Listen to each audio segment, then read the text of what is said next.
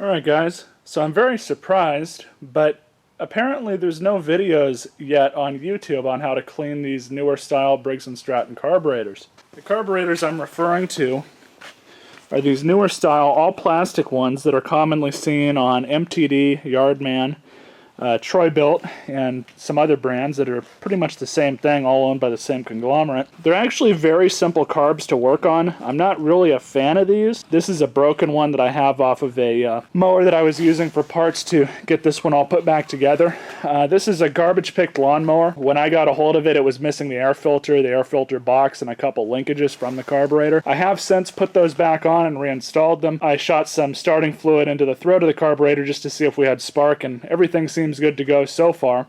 So we'll go ahead and pull the carburetor off of this lawnmower, and I'll show you guys how to do that. So here we have the side of the lawnmower. There's the carburetor and air filter box. So now we'll just go ahead and pull off the beauty cover. And in order to do that, there's 3 bolts here. So we'll go ahead and remove these.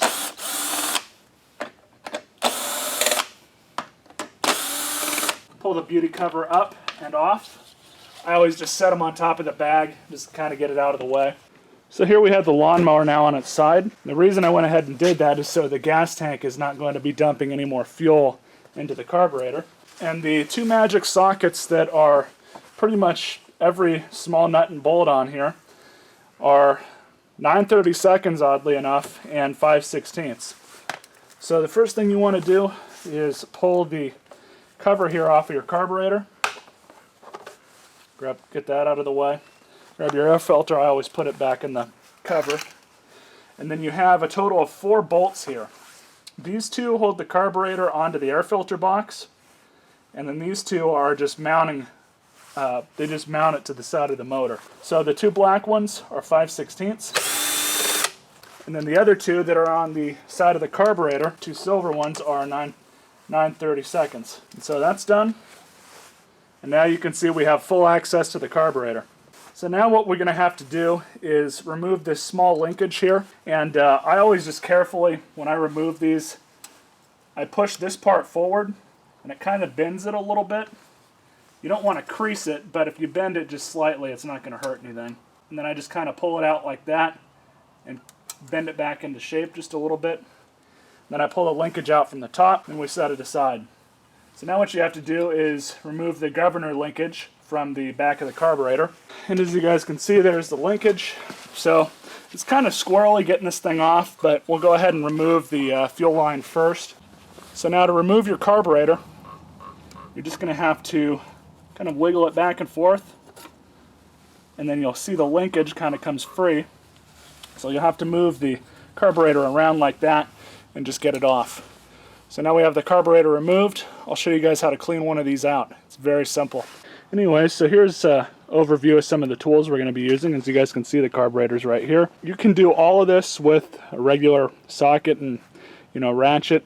You can use it, wrenches. You can use really whatever the hell you want. I like the drill method because it's quick and I'm lazy. And you'll need a flat blade screwdriver, and you'll need a couple pieces of wire. This particular wire I'm using, I've been using this stuff for years on lawnmowers, but I use this at my day job. I'm an aircraft mechanic. And basically I was able to procure some of this from work a while back, years ago. And this is diameter 20 thousandths safety wire is what it's called. And this stuff works perfect for working varnish off of the inside of jets on small engine carburetors. It's the perfect size, because I know some of you guys have probably been into small engine carburetors before. And so you know what jets I'm talking about that are just really, really small. Gotta drain a little bit of fuel out of the carburetor, I guess.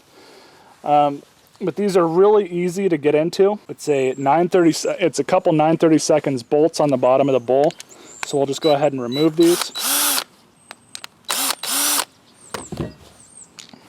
And throw those in the mag bowl there. These carburetors are not the easiest to take the bowls off of, but what I do is I get a flathead screwdriver and kind of just work it in like that. Sometimes they're not this easy, and you just kind of pry it very carefully, because there's a big O-ring, as you guys can see, that goes around it. So now we have the bottom of the carburetor. You always want to check your float. We'll pull that out in a minute, but we'll look at the bottom of the bowl here, Everything looks good. Everything's nice and clean. I'm not really seeing too much of an issue with any of this here. Now we have the carburetor itself. We'll go ahead and remove the bowl pin, the needle, and the seat. So in order to do this, just go ahead and pull the pin out with a pair of pliers. Of course, if you're me, you shoot it off like that. There's the pin. Set it in the mag tray, and then just go ahead and remove your float and needle. You always want to look at these floats really well. Make sure that there's no cracks or dents or dings in them. If they've been sitting forever, this one's still pretty new, so you're more than likely not going to have this issue, but when they sit forever in congealed gas and old gas, it really messes with them, really messes them up, so you always want to check these, especially on older lawnmowers. And then we have the needle. So we look at the top of the needle. I'm not seeing any varnish here, so I think the needle should be good to go. I'll go ahead and spray it with some carb cleaner anyways. And then we have the bottom of the carburetor. You have a Welsh plug, and then this thing right here. It's kind of tricky to get out. Some of you guys might have an issue pulling these out, and it looks daunting at first, but what you want to do is, you guys can see where the nipple is, right here, and also right over here. There's basically just enough room in the plastic to get a small flat-bladed screwdriver in there. So what you want to do, and again it can be daunting, so be careful, is just wedge it in and pull it out like that.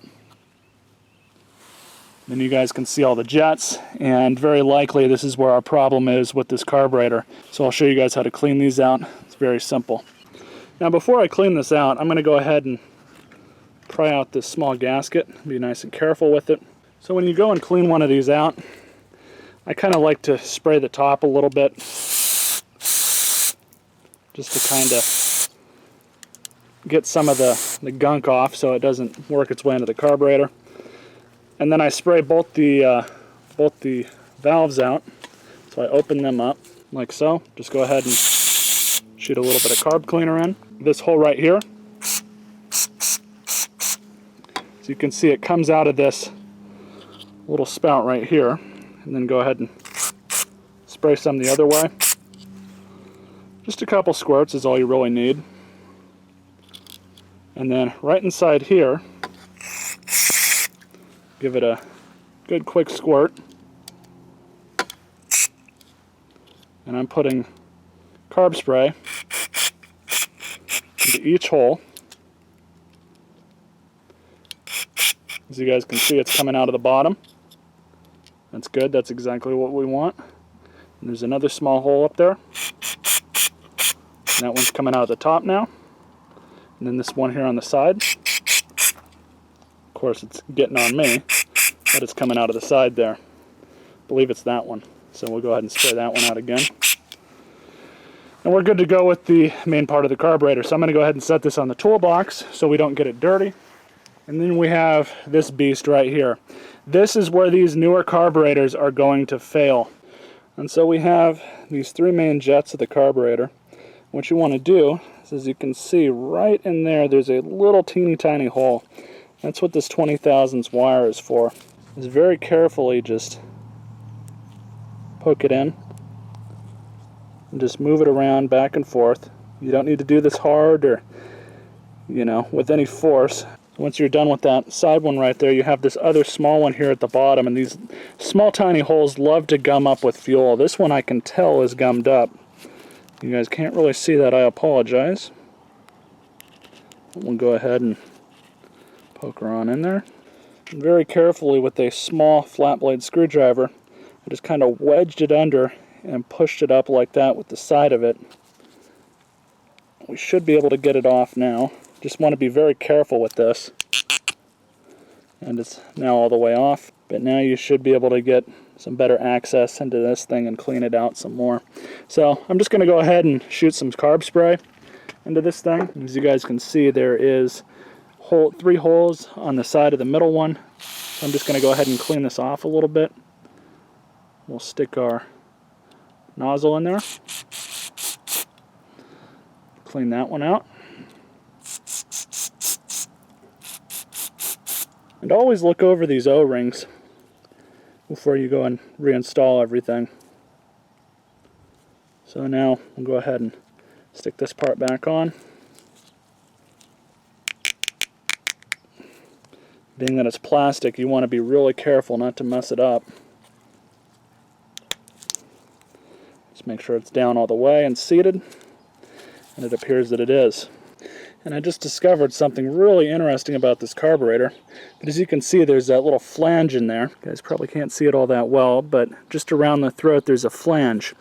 And basically that has to be lined up so that the center hole is there. If it's not there, you can't get this back in and it won't seat properly. Go ahead and make sure that that flange right there is seated flush that way against the carburetor before you do anything. So go ahead and sit this in. And it's in. Make sure it's nice and tight, and I'm happy with that. So let's go ahead and reinstall the float and the needle and the pin, and we'll go from there. So now we'll go ahead and throw the float and needle in. Go ahead and put your needle in the float. I always like to aim for the hole before I set it down. Make sure everything's nice and copacetic there. And we'll grab our pin, slide that back into place. Now the pin's back in place, so we can go ahead and throw the bowl back on. So now we have our bowl, and we'll go ahead and reinstall it. It's only really one way it can go back on, and these two bolts right there, or the bolts thread through both those holes. So we'll go ahead and throw her back in. Now if you guys notice, this bottom part right here coincides with the nipple. If you switch it around the other way, it doesn't really fit. So like I said, it can only go on one way, but we'll go ahead and throw this down, and I'm going to kind of guide it in as far as that O-ring goes. And I got it seated in place. So we'll just grab our bolts. Have my drill set to the number 3 setting. So there you go. Carburetor, aside from the gasket, has now fully been reassembled. So I'll throw the gasket back on, and there you have it. So now let's go throw it back on the mower and see what happens. So now we got the carburetor. Goes back on just like so, right there. And that goes right over that part there. But first what we're going to need to do is go ahead and reinstall this linkage. And to do that, you pretty much do the same thing you did when you took it off. It's not the easiest there is to get it back on. In fact, I'm going to straighten it out a little bit. Stick it in like that. And then thread it back on. Making sure right now that the carburetor is going onto the motor just fine, and it appears that it did. For posterity, I'm going to go ahead and reconnect the fuel line. So now we just have to reinstall the linkage to this little heat sensor here that comes off of the exhaust. And I always like to install it onto the carburetor first, like so. And then we reinstall it here. Move that arm forward, give it a little bend it on back, and now it's been installed. So now that all that's done, we can finish off with putting the airbox back on. That's pretty simple. I'm not going to show you guys that on camera. I'm going to go ahead and check the oil. I already changed the oil in this thing, but we'll go ahead and check it, make sure the level hasn't changed, and we are still good. So I'm going to go ahead and pull the cord a couple times, see if it starts on its own. If it doesn't, I'll use some starting fluid.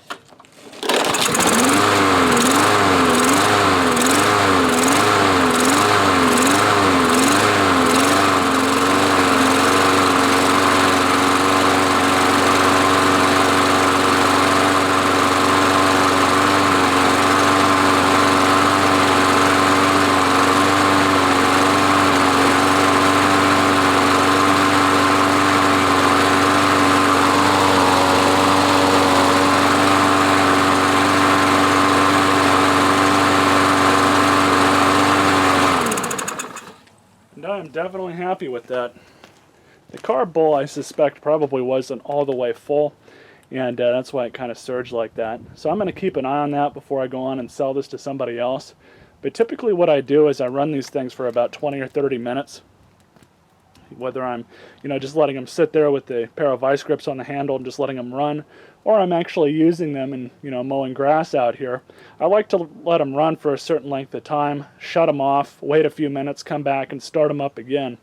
This really solidifies, and this really helps me pinpoint if there's any other issues, such as with the ignition or the coil or, anything like that. So I'm going to go ahead and throw the air filter box back on. And then I'm going to go ahead and take it for a quick mow. Well, so as you guys can see, I haven't gotten over there yet, but did a pretty decent job. I am very happy with how this thing performed now. But I hope you guys enjoyed this video. It's a pretty simple feat to go through and clean one of these carburetors out. I'd even venture to say that they might even be a little easier than cleaning out the old metal ones that Briggs used to make. And stay tuned for a future update video on this after I clean it all up and make it look nice again.